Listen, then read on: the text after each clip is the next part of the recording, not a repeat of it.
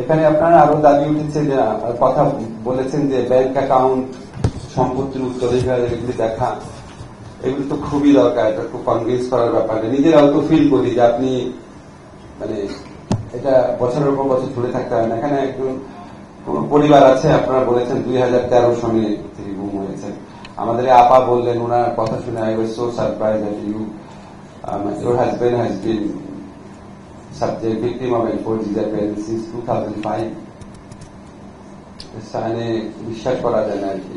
তো এগুলি ব্যাপার যেটা আছে, আমরা এগুলি অবশ্যই আইন করার উদ্যোগ নিব এবং এটার মধ্যে ক্ষতিপূরণ হোক, এই লিগাল যে প্রবলেম গুলো আছে, অ্যাক্সেস টু ব্যাংক অ্যাকাউন্ট আর ইনহেরিটেন্স, এগুলিকে রিজলভ করার চেষ্টা করব।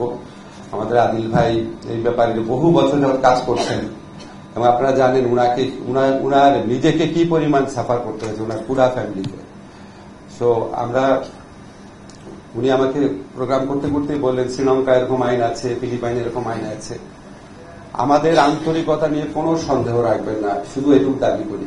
আমাদের সক্ষমতার ঘাটতি থাকতে পারে, কিন্তু আমাদের আন্তরিকতা আর সাহসের কোনো অভাব নেই। আমরা এটা শেষ দেখে ছাড়বো। আর এখানে যারা আছেন বিদেশি delegate, I thank you, all of you, for coming here and expressing your solidarity with us. Our fight will continue. It doesn't matter in which country we are living, in which position we are holding. We belong to a same family, and that is the family of victim asking for justice. Thank you very much.